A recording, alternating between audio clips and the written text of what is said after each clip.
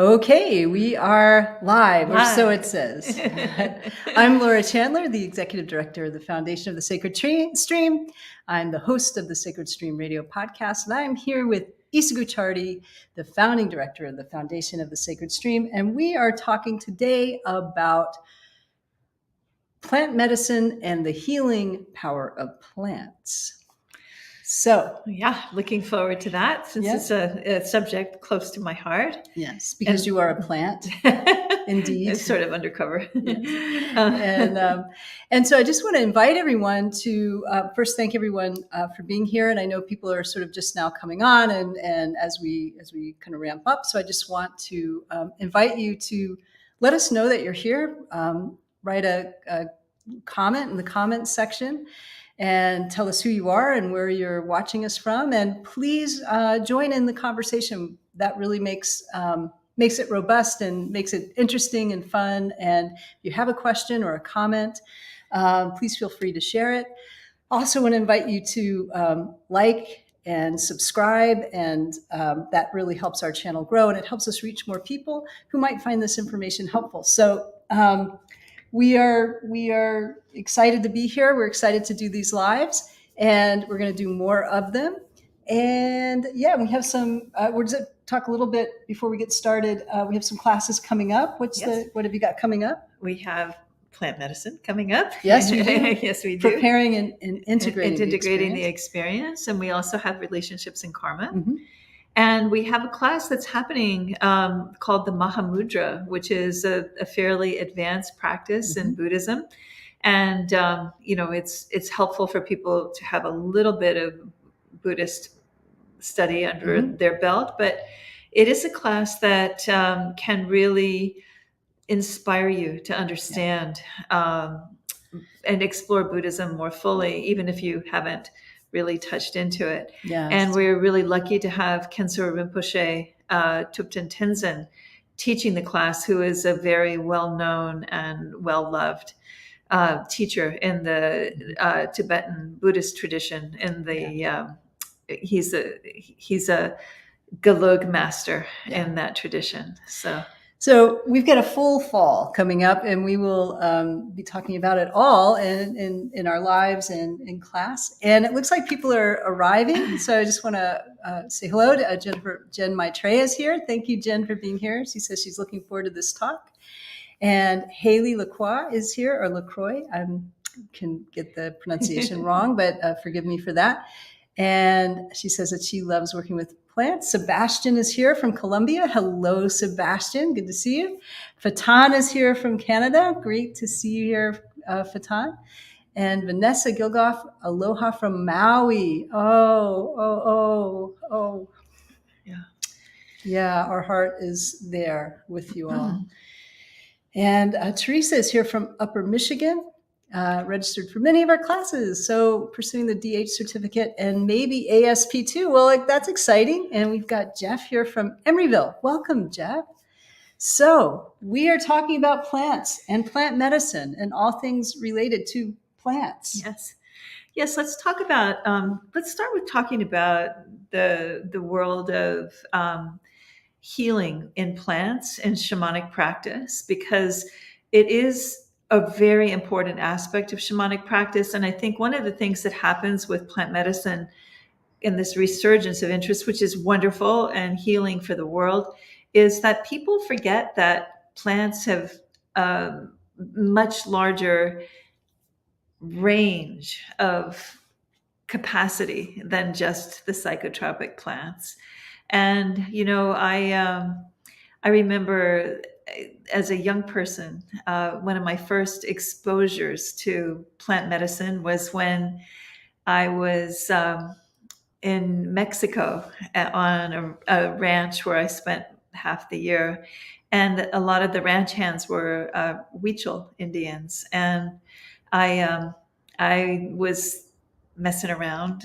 I was left in their care for that part of the year, and I was messing around, and I stirred up some bees, and one bit me and stung me, stung bit, and one of the ranch hands grabbed some one of the plants that was down around our feet and chewed it up and slapped it on my hand, and where I had gotten bitten, it was stung, and immediately the sting went away. And I was like, that was amazing that just happened. Can I jump in on that and Yeah. say that I've had Issa do the exact same thing when I was stung by a bee. I remember we were at an Wedding. outside wedding, and everyone was all dressed up, and so Issa trudged down into the woods and came back with. And it didn't occur to me that I wasn't being that formal as I kind of slapped this mushy green thing on Laura's. So I should say but- you are I don't know if you would claim to be a master herbalist, but you are an herbalist, and you've run an herbal products company, and you know a lot about the healing nature of plants, and you grow a lot of plants, and you work with the plants, and I've been a beneficiary of your knowledge, so thank you. Well, I'm a beneficiary of their knowledge, so thank them. And I think that in shamanic practice, one of the most important aspects of healing is understanding the nature of the different plants and the healing qualities that they have. And so it's a big part of the education. And it's really interesting when you look at different herbal traditions, herbal medicine traditions, to really try to understand, how was this knowledge developed? Because there are some very particular ways of working with plants that have very particular types of effects. And I've studied with a lot of different herbalists from a lot of different traditions, and every time I will always ask the person who's teaching me, so how do you think this knowledge came into being? And they always look at me like I'm are you dodo bird or what? And of course the plants tell us. And I think that this whole tradition of working with plants is really about establishing a relationship with the spirit of the plant. And this is something that is a time-honored process in all shamanic practice, where it's understood in shamanic practice that all of the elements of the known, seen in natural environment that are material in nature have a non-material aspect to it, an unseen quality, which in shamanic practice is called the spirit of the plant or the mountain or the tree, and it's establishing the relationship with this unseen power of the plant that begins the teaching.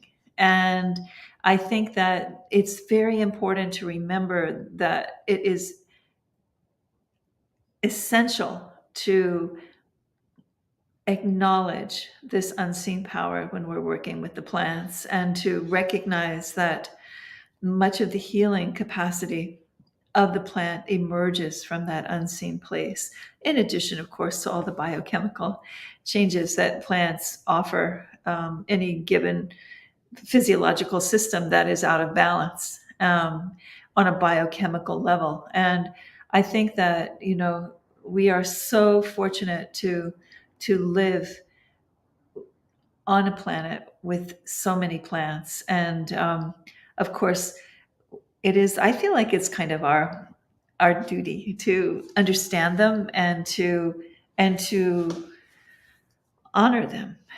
And I think that this is exactly what shamanic practitioners have been doing for millennia. And it's something that anyone can do. You can start with just looking at dandelions. There's many dandelions all around the world. It's a plant that grows everywhere. It's a plant that's common. It's a plant that people tend to overlook, and it's a plant that is very powerfully healing. And it's a plant that offers a lot of sustenance to people who have, for instance, kidney problems or bladder problems. And also it's also a very strong blood cleanser. And this is one of the reasons why you have traditions around the world of having dandelions in the spring. Of course, they're one of the first flowers that come up. And, I know, in French, the word for dandelion is pissenlit, which is piss in your bed, which refers to the diuretic quality of the plant, which is important and the cleansing quality of the plant. And of course, this is so important, especially in traditional cultures where, you don't have a lot of access to greens all year. And then, when the spring comes, you have pissenlit, which you can have as a tonic, and it helps strengthen your blood and clean your blood, and really kind of helps you meet the new year, the new season. And this is just one very common plant that's all around you, all around us. And you can just, I like to make a study of the plants that are growing in the sidewalk, in the cracks in the sidewalk, because they're the really strong,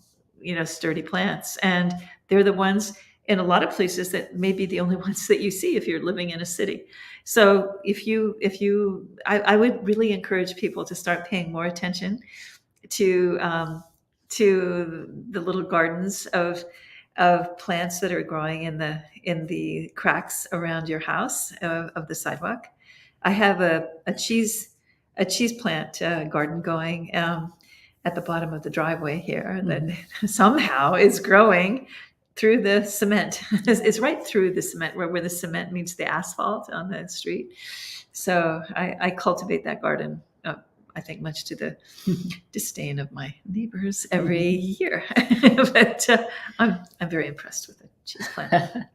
Well, I want to say hi to Gyaltsen, who's here. Gyaltsen, Tashi Dele. Tashi Dele. And invite you all, if you have questions, and we're going to talk about plant medicine as well. And we're kind of in a time, and it's been happening for a while now, but where there's this huge uptick in interest in engaging in hallucinogenic plants, ayahuasca, in fungi medicine like psilocybin, iboga. So let's talk a bit about this phenomenon that is happening, and some of your insights, because you've been around this for a long time, as have I. We are not spring chickens, and it's interesting because it's becoming legal in some places. Berkeley has legalized psilocybin and ayahuasca. Legalized psychedelic plants and psychedelic fungi. And in Australia, there's a big push toward legalization of psilocybin, and there's a lot of research that's being done on the use of psilocybin for the end of life, to help with anxiety and to help with depression. And I think this has been a place where plant medicine has really had a way to return to the mainstream, because, of course, the use of psychedelics was in full swing, pretty much from, the 30s to the 60s, when in the scientific community, when people were thinking, well, maybe this LSD, this compound that was developed in the lab, might be a truth serum. And so that's right. Yeah.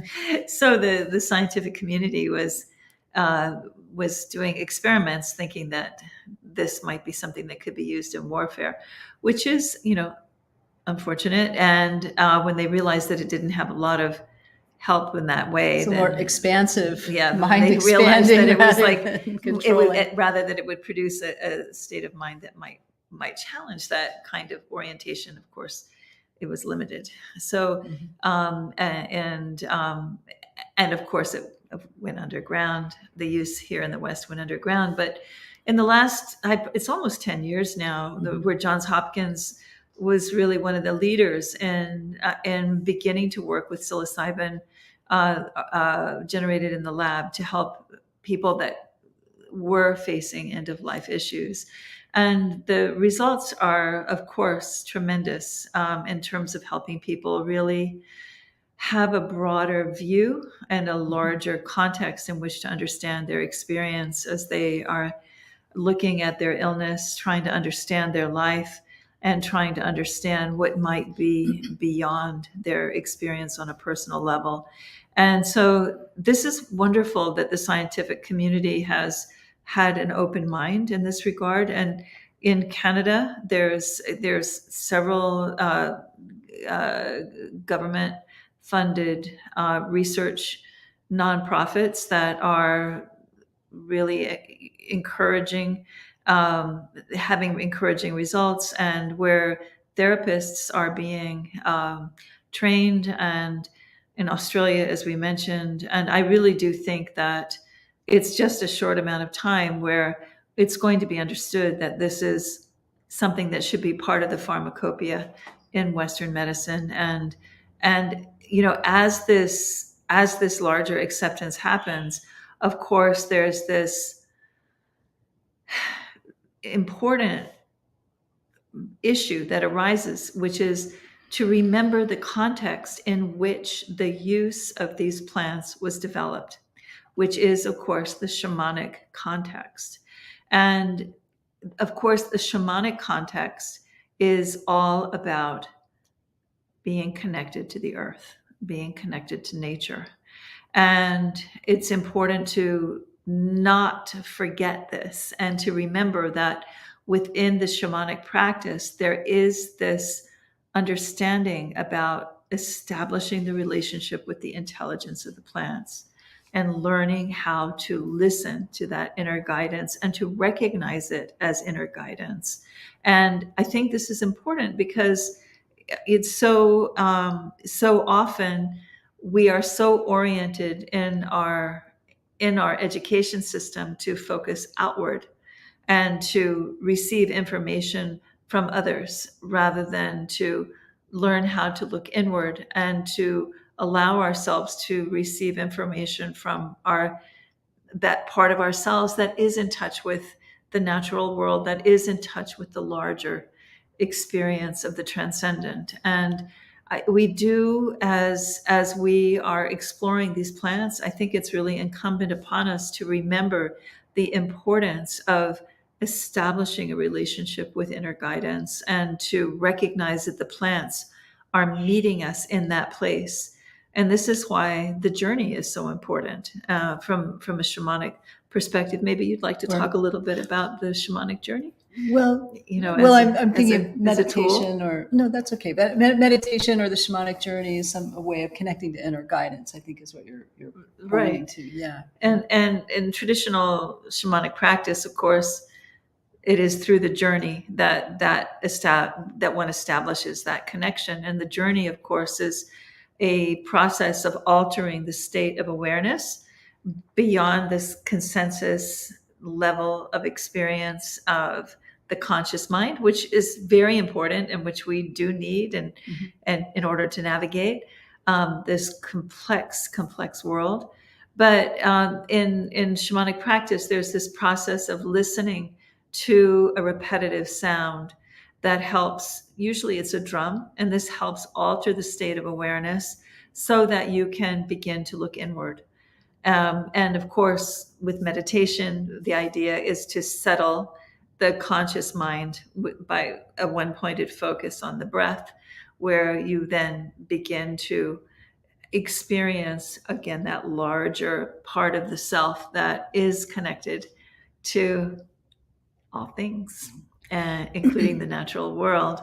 And establishing a relationship with an inner teacher in that way prepares you to learn how to learn from the spirit of the plants, if you were to work with psychotropic plants. A few questions are coming to mind, and I want to invite anyone who has questions, please go ahead and type them in the chat. And if you also let us know you're here, let us know where you're watching from. So, you started by talking about, in the context of really like a medical sort of context. And of course, in the medical context and the psychological context, whether it's therapeutic uses or medical uses. You're we're talking about plants, but also chemicals, right? Like there's all manner of from MDMA to ketamine. And it's true. And your point about the inner teacher is really important, and really, in connecting to inner guidance and being deeply connected in that context is important. And then there's this other context that we have happening, which are the circles that are, the sort of tourism now, going to ayahuasca retreats in the Amazon, traveling there for those circles. There are circles here in the U.S. that go on underground, so to speak, or in legal situations like the Santo Daime, exactly, or and Native American Church. Mm-hmm, yes, exactly, and also throughout the world, this is happening. And so those tend to be more plant medicine or psilocybin kinds of circles. And there's that context too, where we're talking the importance of really having a connection to our own inner guidance, and also to the plant, if indeed you're working with a plant. Do you want to talk a little bit about those circles? Well, sure. I mean, again, I think that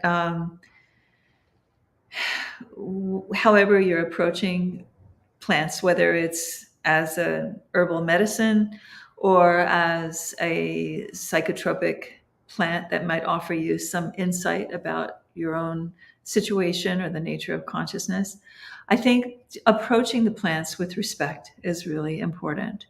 And I think that one of the things that can happen, because we are coming from a culture that is so consumer oriented, is that we can approach the plants from that consumer point of view. And that can happen in plant medicine circles, that can happen in one's own individual experience of trying different types of psychotropic substances beyond plants. And I think that if we do take a moment to just really connect with respect with the spirit of the plant, or if you're working with substances that are not mediated by this transcendent transcendently defined aspect of consciousness, then to connect with your own higher self, your own desire, and to understand, why are you doing the plant? Why are you working either with an herbal medicinal plant or with a psychotropic plant? What is your intention? And to really get clear on your intentionality, because if you have a clear intention, then the guidance from the plants, whether they're psychotropic or medicinal in nature, have a greater possibility of registering in your awareness, and of you being able to really benefit from what the plants do offer. And I think that this is very important when you're talking about any kind of interaction with plants. But if we're talking about plant circles, it's important to have that connection internally, because when you're working in a circle with other people, you want to be clear about where you are in relationship to everyone in the circle, including the person or people who are running the circle. And if you have a strong connection with your own intentionality and what you are trying to accomplish by connecting and consuming the substance or the plant, then you're going to be in a position to be able to recognize if the person who's running the circle or the group that's running the circle is in alignment with you and can offer you something of value. I think that's really important, because I think people find themselves in situations where they are not clear. And this is where you have the idea of bad trips. I'm not saying that always happens, but lack of clarity and intentionality is one of the, and lack of definition of what one's intention is in working with the plants is one of the reasons why people get tumbled sometimes when they don't when they're getting a lot of information that doesn't really have an internal container, and then a lot of the benefit of the plant is lost, and the person can feel really disoriented. And if you're doing that in a context like a social context, that can be a real problem, where you're in a party and all of this is happening and you don't know why or how you wound up there. People can have what is often called a bad trip.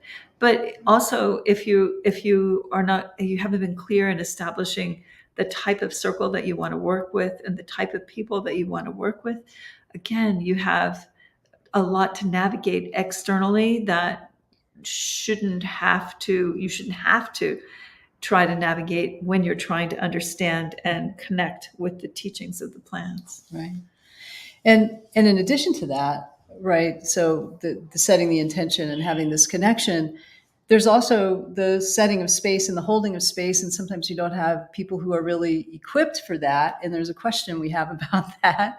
There's a lot of complexity to doing these circles. And Sebastian asks, so he says, the so-called psychedelic renaissance unfolding nowadays has also brought a boom of neo-shamans, facilitators, and healers here and there. What do you think about the preparation of these people? Well, you don't know, right? That's one of the reasons why we've really tried to develop a program here at the Sacred Stream, to the certificate programs in applied shamanic practice and in plant medicine insight integration. We've tried to develop a process of learning, so that each person who's going through the program to become someone who helps facilitate other people's experience, or who simply wants to understand their own experience, has a good context in which they are working. And, I think that this is absent in a lot of different neo-shamanic contexts, because there just isn't that much good education. People, I know I had someone call me and did a consult with me the other day. She's a therapist. She's been working with people in counseling for a long time. She started doing plant medicine last year, and she was asked to facilitate or be one of the people that people work with in a plant circle, in to help them understand their experience. And she was asked because she was a therapist. And she called me a little bit in a panic, saying, I have no idea how to help people. Like, I feel like, I've done some of the plants, and yes, I am a counselor, but I don't really know what I'm doing. And they are really trying to insist that I step into this role, because they needed to have, according to some legal aspect of where they were holding the circles. It was in another country. They had to have some kind of licensed professional. Mm. So she was absolutely panicked. And even though she had many good years of counseling, and even though she had done some work with plants, but she didn't really understand what she had learned. She didn't really have a way to integrate what had come to her. And, in spite of all of that experience, she really didn't know what steps to take. She mm-hmm. didn't know how to lead people through a process of integrating their experience. She didn't even have the concept of establishing an inner teacher, helping people establish an inner teacher, inner connection with themselves, in which they could begin to process and interpret what the plants were saying. So, I don't think her experience is uncommon. And I do think it is hard to find good training. Yeah. And I always liken it to it's the Wild West right now, and I think there are some people doing good work and there's some Yahooism.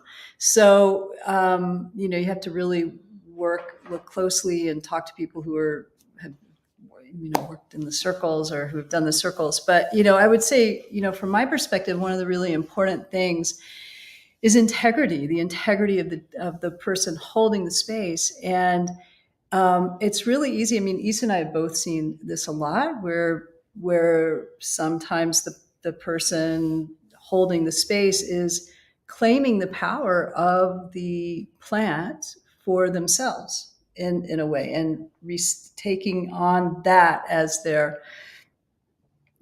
somehow. And I've seen it in really to great extremes and to lesser extremes. But one of the things in a facilitator or a shaman is that to hold the space, you really have to be clear within themselves that they are a channel, that they are holding space, that they are not the power itself, that there's no ego in it, and that there's no power dynamic in it. And there's a lot of personal work that a person, be they a shaman or a neo-shaman or a therapist in the role of facilitator, that they must do to clear their own relationship to power and any power issues that they have, and to do any healing work that they need. There's a lot of healing and a lot of, probably from a shamanic standpoint, would say initiations that would occur to be able to be that clear facilitator.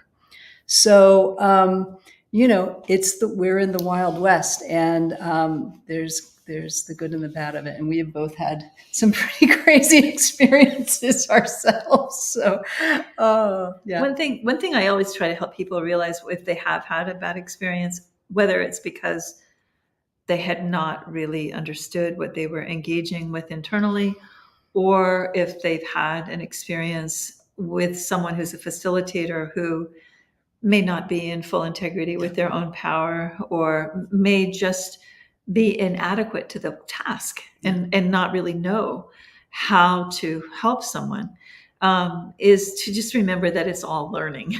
And I've had I had another client come to me recently, another student / client come to me recently, and this was like the third or fourth person in a row where the same story had come forward, where they had had a very powerful internal experience of empowerment, where the plant had really shown them their beauty and their inner light. And they were, trying to come to terms with the bigness of themselves. And in each one of these cases, they had been in a circle where the facilitator had actually said, well, you're not ready for that yet, when they tried to share this. And that's, for me, like, I just wanted to burst into tears when I heard that, like that is such a cruel thing to do, and an unkind thing to do, and an unnecessary thing to do, ignorant thing, and that people would put themselves in a position of interpreting what the plant's intentionality is and what a person's readiness for receiving the teachings might be. A facilitator is just that. It's someone who is creating the space, holding the space, offering the plant. And if you're lucky, you might be in a circle with someone who has actually trained as a shamanic practitioner, who knows the healing songs, who can offer you healing as you're going through particular processes. But I have to say, in 3 out of the 4 circles of these 4 people, 3 were in countries where people were traditionally trained shamanic practitioners, and they had said that they were shamans, indigenous, and they had said that. And I thought, why would someone do this? And I think it comes back to power. It comes back to who's allowed to have the power and who's not allowed to have the power. And I don't think anyone has any kind of right to determine what that is for another person. And I think it's a lack of education, even among certain indigenous shamanic healers, who, you can find those. There are those who are not equipped, and there are those who are. So, this gets to a bigger topic of finding the teacher and finding the right facilitator for you. But yeah, I mean, I've heard, I go down nightmare stories, but just places where I mean, there's still sexist things going on and placement in the circle and different things going on. So, we're all human, and we're all imperfect. And some of us are plants. And except for Isa, who is a plant. So if you have a question that's related to a plant, please ask the plant while she's here in the house. But we're all learning, and be aware of that, and be aware of who and power dynamics are at play. And if you have a bad feeling about something, trust that. Really trust that. And that's part of the learning and the teaching and the experience, that if something's feeling off to you, something's feeling not right to you, don't override it with, but this is a really well-known person or a qualified. Something I'd say. I want to say hello to Cecilia from Florida, and Christina Renee is here from San Diego. Hi, Christina. And we also want to say hello to Levon, because we know that Levon might be watching. Yes, let us say, we should have done this sooner. Our biggest fan is 3-year-old Levon, and this is a topic that he should not be hearing, or maybe he should. He probably knows all more about plants, it. Yes, he does. Yes. So, hi, Levon. Hi, Levon. Okay. Thank you for indulgence. And Jen Maitreya saying, thank you for sharing this important information. It's helpful. And Strong Willow Karma says, was it comfrey that you used on the bee sting? Oh, no, it was plantain. Yeah. Plantain. But comfrey it might work too. Yeah. But, I wanted to go back. Oh, first of all, I keep wishing that I had brought my yam. Oh, well. If you will remember during the pandemic when we were all kind of losing our minds. we were doing weekly YouTube lives because people were really just feeling like they needed something normal, and it was a problem coming to me, but but I was trying to show up, and I was teaching people how to root yams. And to have, so you have like a friend in the pandemic. In our next live, we will have our current yam, we'll bring the yam, which is quite prolific. But I have this huge yam, that is like enormous. It's got all these, and I wanted to bring it to show you. But anyway, sorry, I'll stop there. Okay, good. But I did have another larger, more important idea, but I can come back to it if you had something else you want to say. Questions. Okay, sure. Do you want to finish your thought? Well, let me give my thought, and then because I might lose it. Go. Okay. So in terms of the complex environment where we are now, outside of traditional use in a shamanic context, in a shamanic-based culture of the use of the plant, we have that's part of the current zeitgeist of plant medicine. And then we have the complexity of modern problems that I do think that modern people are dealing with psychological, emotional, and mental imbalances that are not, I don't think, necessarily typical to social environments where there isn't the loss of connection with the earth, where there isn't the loss of connection with the social fabric, where there is, a sense of loss of a safety net. I think that traditional shamanic cultures, in traditional shamanic or indigenous cultures, there's a little bit more of a fabric between the society, for good or bad, however you want to term that, but there is a more of an integration between the natural world and the social world and the individual. Everyone, whether you like the place as the individual or as the social group, there is a place, right? It's so important. I think, I mean, I want to really emphasize, I think that it is important, the relationship to the natural world. And that is what you're saying here, is that, you know, we really want to become more aware of plants and become more aware and engaged in nature, because we do live in a dystopic society in many ways. And much of technology has cut us off from the natural world. And so, you know, we do live in a culture that has had some disconnect, even though many of us, you know, like nature and have maintained a connection to nature. There are such a large number of people in society that have not. Right. So we will continue with my point. I'm sorry. Okay. I just had to. Okay. So we have you know, within the plant medicine community, we have people who have trained in traditional ways and who are connected with the earth, but don't know that much about the experience of that dystopia that you're talking about on a mental, emotional, and social level. Mm-hmm. And then you have people that are more aware of that modern psychological, emotional imbalance that people are suffering with, but are not connected in a very deep way with the earth and with the plants. And so what you really need in a good facilitator is someone who has both the connection with the earth and an understanding of the complexity of the modern mind. And so in many indigenous situations, they can't possibly imagine where modern people may have wound up in their alienation, right? And modern people who are like the therapist that I told you about, she can't imagine what it is to have a deeply rooted connection with the earth without having known that she needed to cultivate it. So we really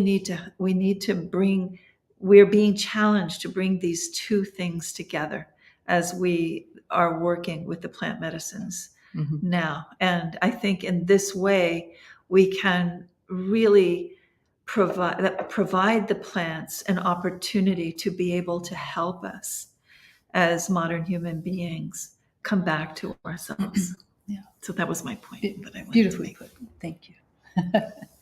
And Strong Willow Karma says she has lots of plants and comfrey and a ton of mushrooms growing in her yard. Oh, wonderful. And comfrey that has a lot of uses. You want to say comfrey is a beautiful plant, big, hairy green leaves and little purple bell flowers. And the one of the common folk names for comfrey is knitbone, because it has so many minerals in it, and it was traditionally sometimes even used as a poultice to if you were trying to set a bone, you would wrap it in comfrey, and it does. You know, comfrey. You can ingest it. You can ingest it. I mean, there's some concern about toxicity of too much comfrey ingestion, but you know, it has been traditionally a tea that people have worked with to help knit bones. Yeah. And there's a homeopathic remedy, and I'm not a doctor, and this is for entertainment purposes only. Good. Thank you. And homeopathy is under attack in this country. So, but it is it's amazing. So you can use it homeopathically to help with bone healing. For healing, yeah, along with other things. And also asked by Strong Willow Karma is, where can she get treatment for PTSD with psilocybin in Saskatchewan? And we don't know. Well, there is an organization called Therapsil, THERAPSIL, I think is the name of it. Maybe Cody will look that up and pop that in the chat. Yeah, and I know I have several students, Canadian students, that are also training with that organization. And so they will have some information for you. And I will just say depth hypnosis is an excellent therapy for PTSD. It really does help with that, and probably goes really well with psilocybin. Yeah. But something else to look into, and yeah, hopefully Cody will find that link. Cecilia asks, Isa, please comment on, quote, some of us are a plant.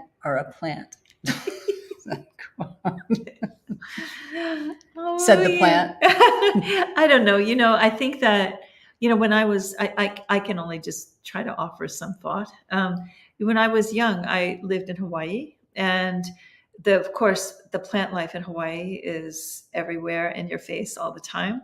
And I spent a lot of time outside, and I spent a lot of time with the plants. And I think I was imprinted by them. I think that because I do notice, every psychic I've ever been to tells me I'm not really like oriented properly to the social environment. And I think most of my friends will tell you that too. I can tell you that right now. But I think part of it, I do my best. Yeah.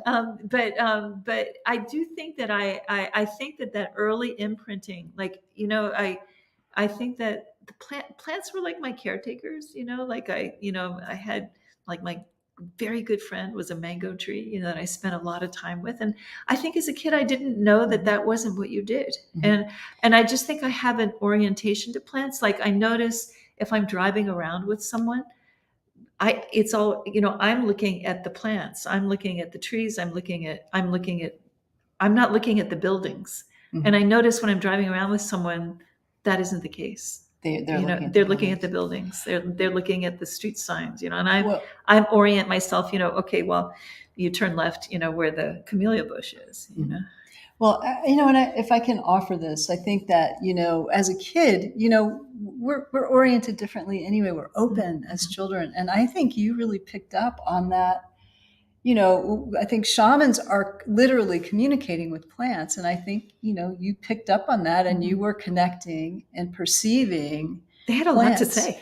And I will say that, hanging out with Isa, we'll be in a hotel, and she'll be like, your plants need watering. They'll be talking to her, and I've literally seen her, I think the Aloni, what is that? The Aloni lattice, some high-end, she's watering all the plants on all the floors. Or at the rental car place, you really need to water your plants. So Isa will water. I have a hard time being around plants that are thirsty. Yeah, and you'll water plants on the side of the road. We'll be at a stop, getting off of the highway. You're like, I'll be right back. I'm like, I know there was a mustard plant that was right there at the end of the exit that was like growing in the cement, and it was huge. It was just beautiful, but it was getting drier and drier. So I started taking bottles with me, and I'd always make sure that I drove slowly. So at the end of the exit, I would hit the red light, and then I could jump out and give it some water. Yeah, everyone loved that. Yeah. Behind her.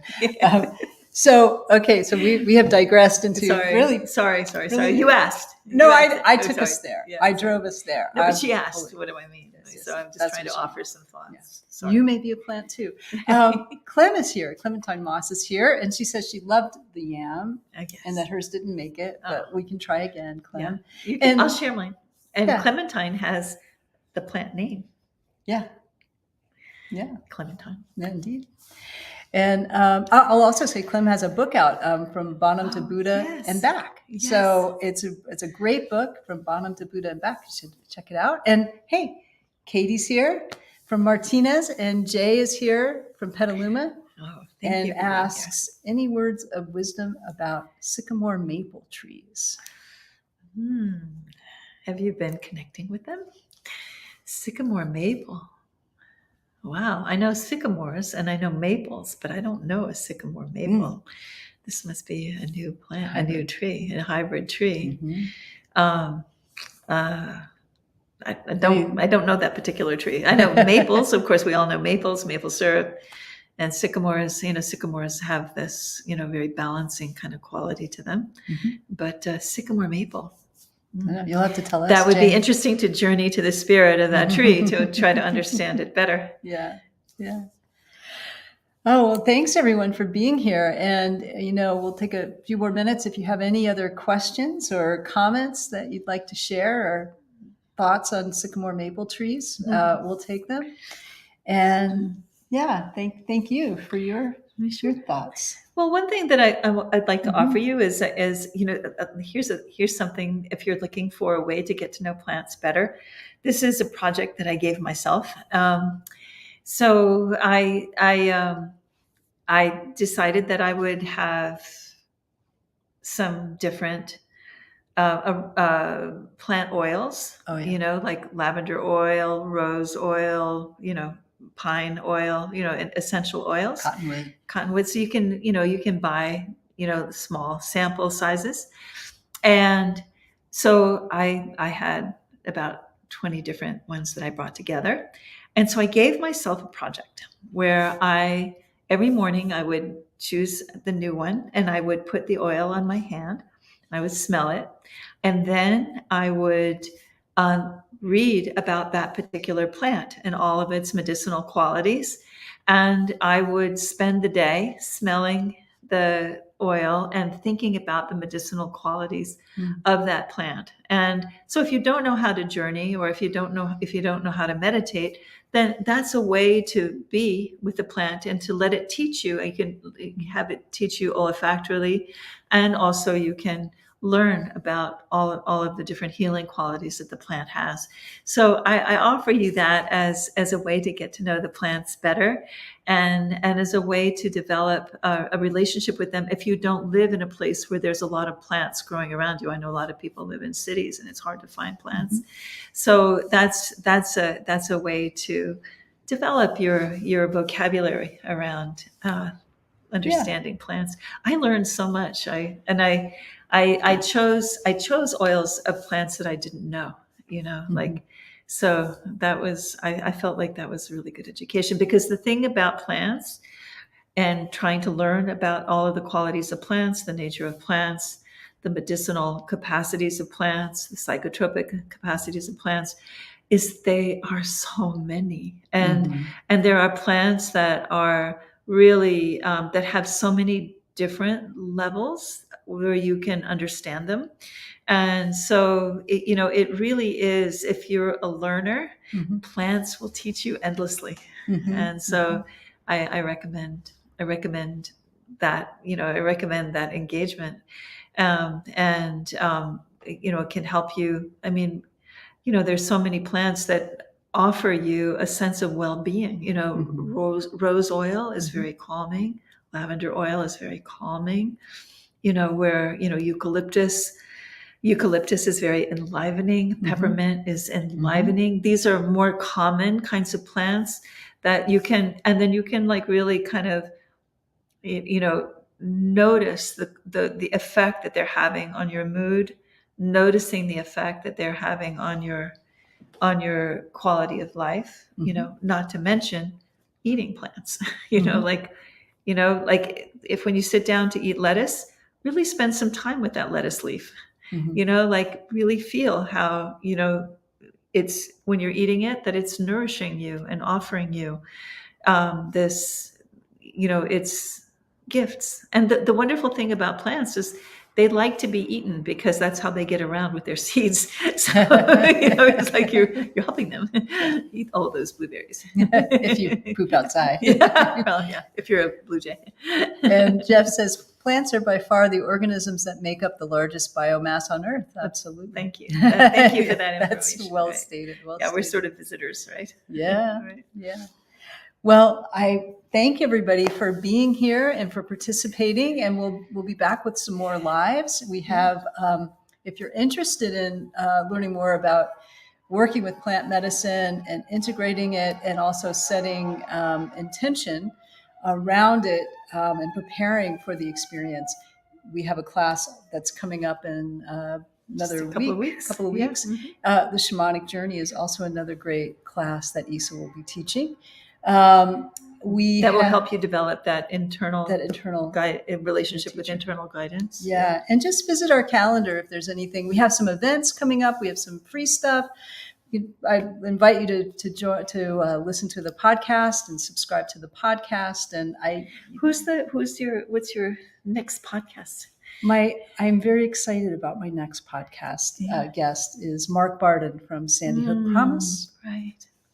And Wonderful. It's a great conversation, and we talk about his music as well as his work fighting gun violence and helping pass legislation and work on mental health issues and educating children and empowering kids and families. So it's a great conversation. He's just a wonderful guy. And we also talk about the film, a documentary coming out about him, and some more about his music. So that's happening. And then I'm just going to announce it here. I'm going to be giving a concert.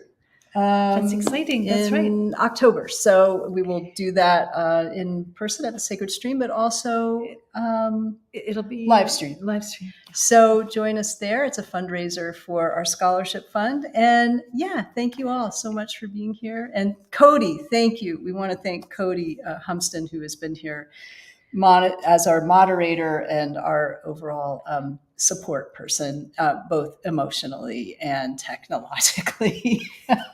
Thank you, Cody, so much. Yeah. And also, Laura, thank you so much for doing the concert. It's part of our 20-year anniversary celebration. It's happening all year because all year it's 20 years. Yeah. And that's, a wonderful thing. So thank you for putting that together. And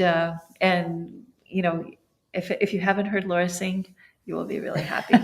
Well, I had a career as a songwriter for a long time. And so when I'm asked to play, I do play. And we have some kind of exciting things coming up in the pike that we'll see unfold perhaps in the coming months and years. So with that. Very exciting.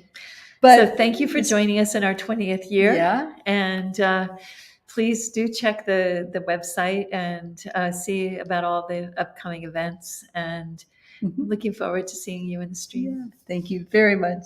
See you soon.